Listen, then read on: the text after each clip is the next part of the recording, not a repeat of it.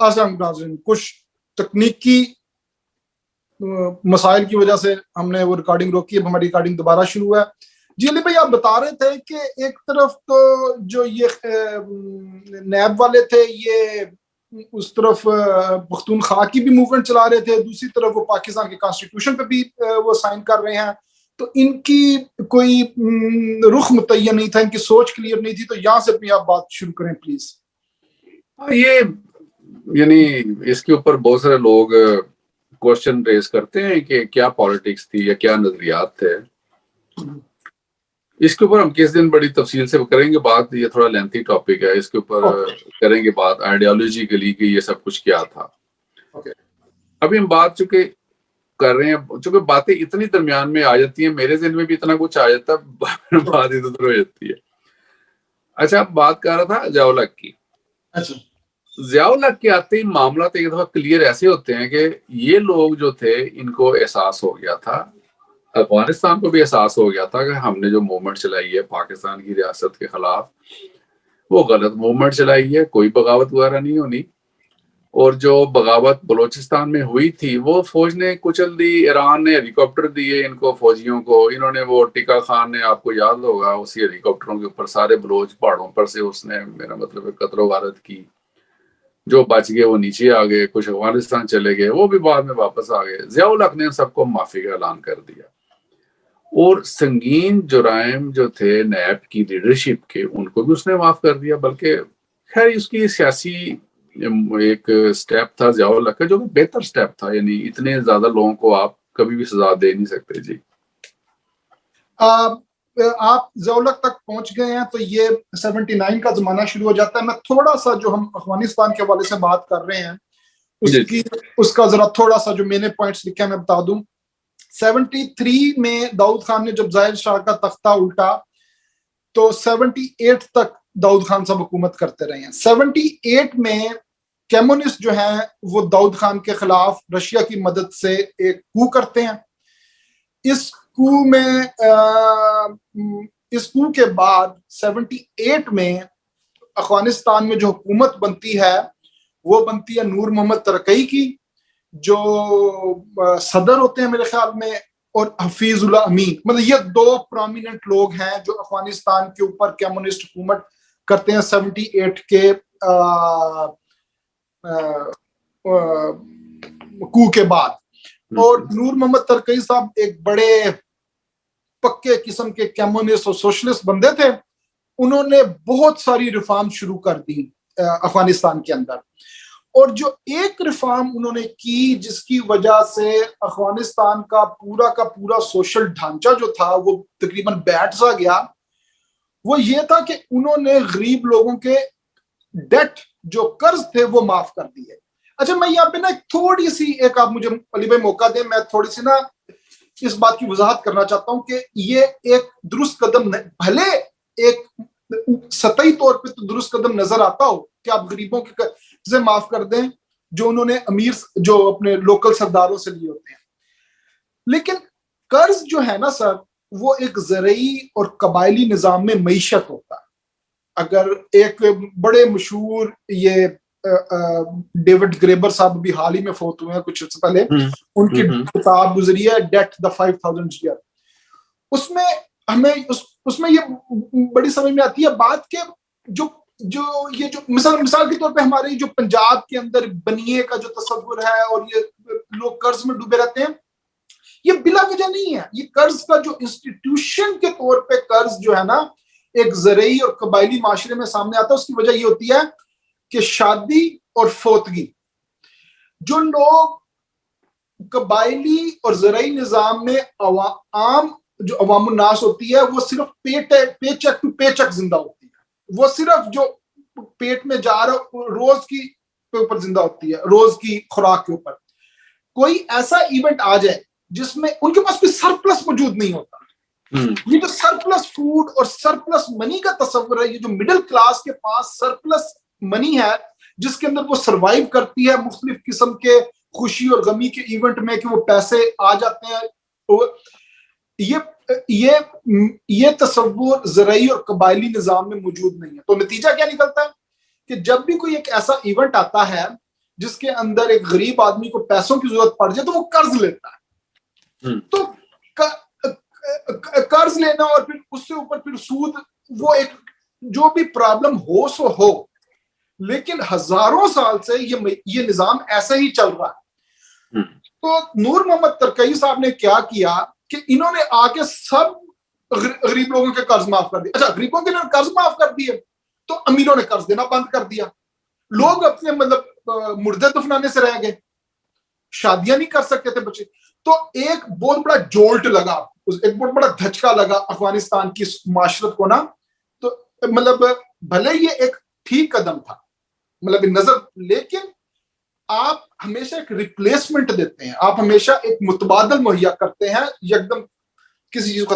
تو یہ ایک نور محمد ترکئی صاحب کی جو گورنمنٹ بنی, اس نے جو ریفارمز کی, اس کا میں نے ایک سوشل آسپیکٹ آپ کو بتایا. تو اس کے علاوہ 79 میں ایک واقعہ ہوتا ہے ہرات کے اندر. اب 78 کے اندر یہ سچویشن ہو چکی ہے کہ رشیا کی مدد سے کمیونسٹوں کی باقاعدہ حکومت بن چکی ہے, کمیونسٹ پاور میں ہے, اور پورے افغانستان کے اندر technical adviser, military adviser, academic adviser مختلف جگہوں پہ کام کر رہے ہیں. ہرات میں افغانستان کی حکومت اور رشین ایڈوائزر کے خلاف ایک اپرائزنگ ہوتی ہے, اور کچھ رشینز اس میں مارے جاتے ہیں. جو لوگ ریبیلین کر رہے تھے ہرات میں, اس کو وہ مارے تھے. پہلے افغانستان کی جو حکومت ہے وہ ایک فوج بھیج دیا ان کو کلا کما کرنے کے لیے. وہ آدھے فوجی ان کے ساتھ مل جاتے ہیں جو اپرائزنگ کر رہے تھے, آدھے بھاگ جاتے ہیں. اس کے بعد ایک بڑا خوفناک واقعہ ہوتا ہے کہ افغان حکومت رشیا کے ساتھ مل کے ہرات کے اوپر بمبارڈمنٹ کرتی ہے. یہ 79 کا واقعہ بہت امپورٹنٹ واقعہ. اس میں کچھ اندازوں کے مطابق 20, کچھ کہتے ہیں 3,000 اور کچھ کہتے ہیں 20 سے 25,000 لوگ مارے جاتے ہیں, اور باقاعدہ ہرات ایک کھنڈر سا بن جاتا ہے. تو یہ ہیں وہ عوامل 79 تک جو وہاں افغانستان کی ایک ریاست کے اب تک سامنے ہے. جی, اب آپ 79 تک ادھر ضیاء صاحب آ جاتے ہیں, تو یہاں سے آپ گفتگو آگے چلائیں. آپ نے یہ سارے امپورٹنٹ پوائنٹ ریز کیے ہیں. میں تھا ابھی 77 پہ. آپ ضیاء کا بول رہے تھے نا, تو ضیاء تو 79 کا ہے. ہاں, نہیں 77 میں مارشل لا لگ گیا تھا نا, جولائی 77 میں. 77 میں, ٹھیک ہے, میں ادھر تھا. میں ابھی اسی جو ہے نا بریکٹ میں ہوں, افغانستان اینڈ پاکستان, افغانستان ورسز پاکستان اور ریزنز آف کانفلکٹ. اچھا, بھٹو کی میں بات کر رہا تھا. بھٹو صاحب اندر ہو جاتے ہیں, لیکن اس سے پہلے میں بات کر رہا تھا کہ سردار صاحب جو تھے ان کو ریئلائزیشن ہو گئی کہ یار یہ تو ہاتھ کر گئے میرے ساتھ. ANP کی ان کے تو لیڈرشپ کے جتنے خیالات تھے یا باتیں تھیں غلط تھیں. ادھر سے اغوان جو تھے مجاہدین ٹرینڈ ہو کے آنا شروع ہو گئے. سردار صاحب کو مصیبت پڑ گئی کہ یار یہ تو اوپر سے پریشر بھی آ گیا ورڈ. اس وقت ان لوگوں کا نام مجاہدین نہیں پڑا تھا, میں تھوڑی سی کریکشن کر دوں. ہاں, یہ مجاہدین نہیں پڑا تھا, یہ اس وقت اخوان کہلاتے تھے. مجاہدین میں نے ویسے جنرل ٹرمینالوجی سنی کہ بعد میں مجاہدین ہی بن گئے سارے 79 کے بعد. اچھا, جب سردار داؤد نے پیغام بھیجا تھا بھٹو کو, اس نے کہا تھا ڈیورنڈ لائن کا کوئی ڈسپیوٹ نہیں ہے ہمارے میں. یہ سردار داؤد نے بھٹو کے ساتھ ایڈمٹ کر لیا تھا. برزنیف نے اس زمانے میں ایشین سیکورٹی ڈاکٹرائن میں پیش کر دیا, اور اس نے کہا ریجنل جتنی بھی کنٹریز ہیں there is no border dispute among any countries. ٹھیک ہے. اچھا, ادھر سے بھٹو صاحب کو پیغام چلا جاتا ہے کہ کوئی بارڈر ڈسپیوٹ نہیں ہے, ایک کنفیڈریشن بناتے ہیں, ٹریڈ کرتے ہیں. بھٹو صاحب کی تختہ الٹ جاتا ہے, حکومت ختم ہو جاتی ہے. ادھر سے ضیاء صاحب کو سارے عناصر کو ریلیف دے دیتے ہیں جو بھٹو کے اگینسٹ تھے. یہ سارے عناصر بھی اس موقع کو غنیمت جان کے ان کو بھی سمجھ لگ جاتی ہے کہ ادھر سے بھی کام خراب ہے, نہ ادھر کے رہے نہ ادھر کے, نہ خدا ہی ملا نہ وصال سنا. یہ بھی خاموش ہو کے نا بیٹھ جاتے ہیں کہ ٹھیک ہے, اب ضیاء آ گیا, بھٹو چلا گیا, ہمارے لیے سروائیول یہی کہ ہم خاموشی سے بیٹھیں. یہ لوگ بھٹو کے بجائے, یعنی بھٹو جو بھی تھا ایک ڈیموکریٹک اس کی پارٹی تھی, موومنٹ تھی, انہوں نے ضیاء کو ویلکم کیا. ضیاء نے بلوچوں کو بھی راضی کر دیا, پٹھانوں کو بھی راضی کر دیا. اب سردار داؤد کا اپنے کو سے پہلے 78 سے پہلے ایک دورہ ہے اسلام آباد کا, بڑا ہسٹوریکل اس کا ٹرپ ہے, اور سردار داؤد نے ضیاء الحق سے ملاقات کی ہے اور اس نے اپنے ایکسپیرینس بیان کیے. اس سے پہلے ضیاء الحق کو ساری بریفنگ ہو چکی تھی, جنرل فضل الحق وغیرہ اور ISI اور سارے ان کے جو جرنیل تھے, اور ایون ولی خان نے بریفنگ دی ہے ضیاء الحق کو افغانستان کی ایشوز کے اوپر. یہ اس حد تک چیزیں جو تھی نا کلیئر ہو چکی تھی. اچھا, انہوں نے بریفنگ دی ضیاء الحق کو, ضیاء الحق کو پتا تھا سارے معاملات کا, ویسے بڑا کایا آدمی تھا, تو بڑا سمجھدار تھا. کسی کا نظریاتی یا مذہبی اختلاف ہو تو الگ بات ہے, بندہ تو بہت ہوشیار تھا. ضیاء الحق کے پاس جب آیا ہے سردار داؤد, تو یہ اس کا نا جنرل چشتی جو ہے نا, ان کا انٹرویو بھی موجود ہے, اور انہوں نے اپنی کتاب میں بھی اس کا ذکر کیا ہے, وہ وہاں پہ موجود تھے. جنرل چشتی کہتے ہیں کہ میرے سامنے سردار داؤد نے کہا ضیاء الحق کو کہ there is no border dispute between Pakistan and Afghanistan. There is no Durand line issue, no border dispute, no any problem between two countries. وہاں پہ وہ ایگری کر کے گیا سردار داؤد. سردار داؤد نے آفر کی کہ اگر آپ کہتے ہیں تو میں پریس کانفرنس کرتا ہوں, میں اعلان کر کے جاتا ہوں پاکستان میں, اعلان کرتا ہوں کہ ہمارا کوئی بارڈر ڈسپیوٹ نہیں ہے. تو وہ چشتی نے کہا اس کو, جنرل ضیاء کو, کہ آپ اس کو کیوں نہیں کرواتے پریس کانفرنس. تو ضیاء نے کہا یار یہ ادھر آیا ہوا ہے تو اس کے ملک والے بھی کہیں گے, دنیا بھی کہے گی کہ ہم نے پریشرائز کروا کے اس سے اعلان کروایا. تو میں نے اگلے مہینے جانا ہے افغانستان, تو وہاں اعلان کرواتے ہیں, وہ زیادہ مناسب ہے. اور سردار داؤد نے کہا ٹھیک ہے آپ آئیں تو میں وہاں اعلان کر دوں. لیکن مین وائل اسے کہتے ہیں انقلاب سور جو ہوا, جس کے نتیجے میں سردار داؤد اور اس کی ساری فیملی قتل ہو گئی تھی. اس کے پیچھے بھی بہت سارے محرکات ہیں, اور وہ ایک اس کی بھی بڑی ڈیٹیل ہے. اچھا, اس میں جو امپورٹنٹ چیز ہوئی تھی نا, جس آپ نے اس کا ذکر تو کر دیا کہ ترکئی کی حکومت آئی تھی, حفیظ اللہ امین بیسیکلی کرتا دھرتا تھا اس کا.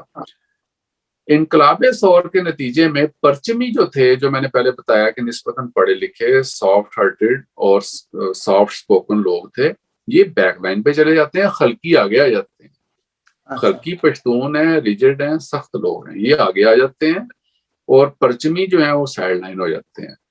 اور اس کے بعد ایک پیراڈائم شفٹ آتی ہے افغانستان کے کلچر میں, جسے آپ کہتے ہیں کہ پشتون ڈومیننسی زیادہ ہو جاتی ہے.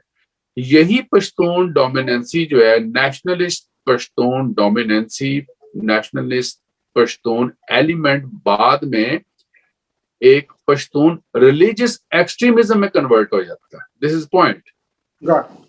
اور یہ ایک پیراڈائم شفٹ یکے بعد دیگرے آئی ہے وہاں پہ, اور اس کے تمام شفٹس کے جو اثرات ہیں وہ پاکستان پہ پڑے ہیں. جی, ایک چھوٹی سی بات کا ذکر کرنا چاہتا ہوں کہ یہ جو حفیظ اللہ امین نے کو کیا تھا داؤد کے خلاف, تو کہتے ہیں کہ جب صدارتی محل تک جنگ پہنچ گئی تھی تو داؤد خان نے اپنی کلاشن کوف اٹھائی تھی اور خود لڑتا ہوا مارا گیا.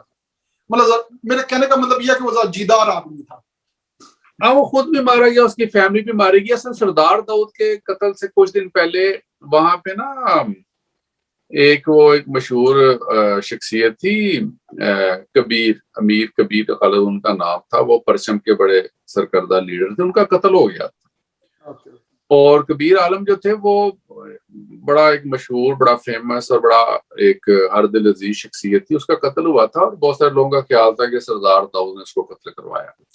اور اس کے نتیجے میں پھر وہاں پہ رائٹس ہوئے, فسادات ہوئے. اس سے پہلے ایک دو منسٹر بھی قتل ہوئے ان کے, یعنی کام خراب ہو گیا تھا, افغانستان کے داخلی رات خراب ہو چکے تھے, اور جو دوسرے ایلیمنٹ تھے ارد گرد سے وہ آ چکے تھے. اچھا, اب جو رشین جو تھے, ہسٹوریکل پوائنٹ ایک تو یہ ہوا نا, پشتون ایلیمنٹ پہلے اس سرزمین پہ رشیا برطانیہ پراکسی چلتی رہی. اب زمانہ آ چکا ہے رشیا امریکہ پراکسی کا. سردار داؤد کا ایک اور واقعہ میرے ذہن میں آ گیا کہ سردار داؤد کو اپنی زندگی کے آخری دنوں میں ریئلائز ہو گیا تھا, وہ کمیونسٹوں سے پیچھے ہٹ گیا تھا. اس نے 2 کمیونسٹ سفیر جو تھے رشیا کے وہ ملک بدر بھی کر دیے.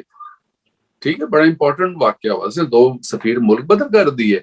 اب رشین بھی طاق میں تھے, وہ بھی سر پہ بیٹھے تھے, انہوں نے پھر پریشرائز کیا, ان کی لابی بڑی اسٹرانگ تھی, پھر اس کو مجبوراً 2 امریکی سفیر بھی بھیجنے پڑے واپس سردار داؤد کو. لیکن اس کو انڈرسٹینڈنگ ہو گئی تھی, اس نے پاکستان سے تعلقات ٹھیک کرنے شروع کر دیے, ویسٹ سے تعلقات ٹھیک کرنے شروع کر دیے. جی ایک تھوڑا سا امپورٹنٹ پوائنٹ ہم مس کر گئے ہیں کہ کمیونسٹوں کا افغانستان میں اثر و رسوخ کیسے ہوا. یہ میں تھوڑا سا اس کے اوپر تھوڑا ایمفیسائز کرنا چاہتا ہوں کہ جب 1953 میں زاہد شاہ نے داؤد خان کو وزیر اعظم بنایا, اور جس طرح میں نے پہلے ذکر کیا کہ ماڈرنائزیشن کا عمل شروع ہوا, اور اس کا انہوں نے بیلنس قائم کرنے کے لیے یہ پالیسی بنائی کہ جو سویلینز ہیں ان کو پڑھنے نکلنے کے لیے امریکہ بھیجا, اور جو اپنی آرمی کے لوگ تھے ان کو ٹریننگ کے لیے ان کو رشیا بھیجا.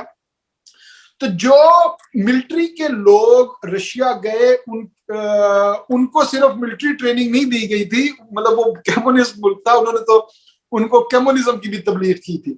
تو 1953 سے افغانستان آرمی کے جو ہائر رینکس تھے وہ انکلائنڈ تھے ٹوورڈز کمیونسٹ رشیا کی طرف, اور یہاں سے افغانستان کی معاشرت کے اندر کمیونزم کا نفوذ شروع ہوتا ہے کہ جیسے جیسے وہ لوگ ریٹائرڈ ہوتے گئے, اور آپ کو پتا ہے کہ ایک قبائلی اور ایک ایسا ملک جو صرف آرمی طاقت کے زور پہ چل رہا ہو, اس کے اندر بڑا اثر و رسوخ ہوتا ہے آرمی جرنیلوں کا.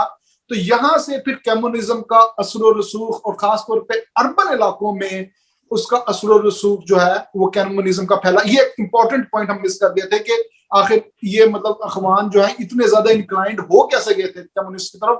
تو اس کا جو میری انفارمیشن ہے وہ یہ ہے کہ جو جرنیل 20 سال تک 53 سے 73 تک جاتے رہے, آرمی ٹریننگ لیتے رہے, وہ صرف آرمی ٹریننگ نہیں لے کے آئے تھے, وہ اپنے ساتھ واپس بھی کمیونزم بھی لے کے آئے تھے جنہوں نے پھر افغانستان میں پھیلایا. جی علی بھائی آپ اپنی بات تو وہ میرا نام جیسے نکلے, میر اکبر خیبر ان کا نام تھا جن کا قتل ہوا, وہ درست ہے. اچھا, یہ جو آپ نے بات کی نا کمیونزم کیسے وہاں پہ آیا, یہ تو اس کے بہت سارے ظاہر پہلے بھی بات کی ہے کہ بہت سارے تاریخی اس کے ہیں معاملات. یہ تو 18 سینچری سے 17 سینچری سے سارا معاملہ چل رہا ہے. اور جیسے پاکستان سے کمیونسٹ جو تھے صوبہ سرحد سے افغانستان جاتے تھے, وہاں سے رشیا ٹریننگ کے لیے جاتے تھے, اور رشین بہت بڑی تعداد میں کابل میں موجود تھے, اور کمیونسٹ لٹریچر جو تھا پاکستان میں جو آتا تھا وہ راستہ کابل آیا کرتا تھا, کابل کے راستے آیا کرتا تھا. تو اس لیے وہاں پہ بہت انفلوئنس تھا ان کا. دیکھیں یہ ترکی کے بعد حفیظ اللہ امین, پھر اس کے بعد ببر کارمل, اور اس کے بعد ڈاکٹر نجیب, ان کی جو حکومتیں تھیں سارے کمیونسٹ لوگ تھے. اور ببر کارمل کے لیے تو روسی ہیلی کاپٹر کابل میں آ گئے تھے, اور انفلوئنس ان کا بہت زیادہ تھا. اب اس سارے انفلوئنس کی وجہ سے, ان سب چیزوں کی وجہ سے امریکن بھی خائف تھے, دوسری طرف پاکستان میں ملٹری گورنمنٹ تھی, ان کو اپنی لیجیٹیمیشن کا مسئلہ تھا, یہ خود کو لیجیٹیمائز کروانا چاہتے تھے. اور ان کا خیال تھا, انہوں نے وہی 47 بیفور پارٹیشن والی گیم چلی. اب دیکھیں نا وہ باتیں ہسٹری میں بڑی دور تک چلی جاتی ہیں کہ پاکستان کے بارے میں ڈاکٹر اشتیاق احمد صاحب جیسے لوگوں کا تھیسس تو یہی ہے نا کہ اس کو تو ایک بفر سٹیٹ بنایا گیا کمیونسٹ ورلڈ اور کیپٹلسٹک ورلڈ کے درمیان. اور جو ان کا تھیسس ہے جس طرح انہوں نے بیان کیا وہ تاریخ نے تو ثابت کر دیا درست تھا, غلط نہیں تھا. اور جس طرح پاکستان نے کمیونزم کے خلاف جنگ لڑی ہے, انڈیا تو نہیں لڑ سکتا تھا, نہ افغانستان لڑ سکتا تھا. نیٹو اور سینٹو کا ممبر رہا پاکستان, جو نیٹو سینٹو تو بڑی رہ گئی چھوٹی باتیں. یہ تو 79 سے آن ورڈ جو کچھ ہوا ہے, جو لاجسٹک اپروچ, جو لاجسٹک ہیلپ پاکستان نے دی, جو اسٹریٹجک ہیلپ دی جغرافی کی وجہ سے, اپنی کمٹمنٹ کی وجہ سے, اپنے محلے وقوع کی وجہ سے, وہ دنیا کا کوئی اور کنٹری تو نہیں کر سکتا تھا. تو 79 کے بعد پھر آن ورڈ یہاں پہ جب 79 میں جب رشیا آ گیا افغانستان میں, اس کی فوجیں آ گئی ہیں, تو جو لوگ انہوں نے ٹرینڈ کیے تھے پہلے پاکستان میں, یہ حزب اسلامی کے لوگ تھے, احمد شاہ مسعود تھا اور باقی جتنی پارٹیاں تھیں مذہبی پارٹیاں, ان کو پھر آہستہ آہستہ وہاں پہ پاور ملنی شروع ہو گئی. لوگ دیہاتی جو لوگ تھے یہ لوگ ساتھ ملنا شروع ہو گئے. اسلامک جو ایک فنڈامنٹلزم ہے اور اس فنڈامنٹلزم کو نیشنلزم کے نام کے اوپر کیش کروایا گیا یا اس کو کنورٹ کیا گیا. جہاد کی ٹریننگ شروع ہو گئی, پاکستان میں مدرسے بننے شروع ہو گئے. یہ آپ بات کر رہے ہیں 79 کے بعد کی, 79 کے بعد. یہ پھر پوری ایک سیریز ہے. پاکستان میں ڈالر آنے شروع ہو گئے. پاکستان کے جو سیاسی مولوی تھے اس میں سب سے امپورٹنٹ جماعت جو تھی یہ آپ کی جماعت اسلامی تھی, جمعیت علماء اسلام تھی. ٹھیک ہے, اس میں 2 گروپ بن گئے تھے, ایک فضل الرحمان گروپ اور ایک حقانی گروپ. ان لوگوں نے بھی ایک دوسرے کے اوپر سبقت لے جانے کے لیے کوئی کسر نہیں چھوڑی. ڈالر وصول کرنے میں انہوں نے جناب اپنی جھولیاں گز گز لمبی کر دی کہ ہمارے پاس زیادہ پیسہ آئے. انہوں نے اپنے مدرسوں کو توسیع دی, ان کو وسعت دی, لوگوں کے بچے وہاں بھرتی کیے, ان کو ٹریننگ دی. یہ بچے پھر بعد میں افغانستان جاتے تھے. افغانستان میں انہوں نے جناب ٹریننگ کیمپ کھولے. البدر نام کا ایک بڑا مشہور پشاور کے قریب جماعت اسلامی کا کیمپ ہوتا تھا. بے شمار تھے, میں نے خود وزٹ کیے ہوئے ہیں, کئیوں کے تو نام بھول گئے. وہ بارڈر ایریے پہ آپ دیکھ لیں تو ایک پورا سیریز لگتا ہے, چوکیاں بنی ہوئی اس طرح مدرسے وہاں پہ ہوا کرتے تھے, ابھی بھی ہیں غالباً.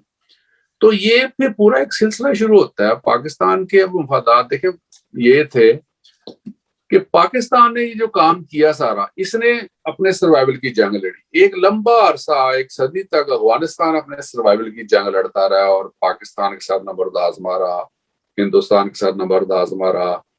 بارڈر پہ انہوں نے بھرپور کوشش کی. لیکن جب ان کا داؤ لگا ہے پاکستان کا اور جب ان کے ہاتھ میں گیم آئی ہے تو ان کی بھی یہ کوشش تھی کہ اب پاکستان کی بقا کے لیے, ان کے سروائیول کے لیے افغانستان میں بھی کوئی ایسی حکومت ہو, ایسے لوگ ہوں جو ہمیں چیلنج نہ کریں, ہمارے لیے جو پرابلم کریٹ نہ کریں.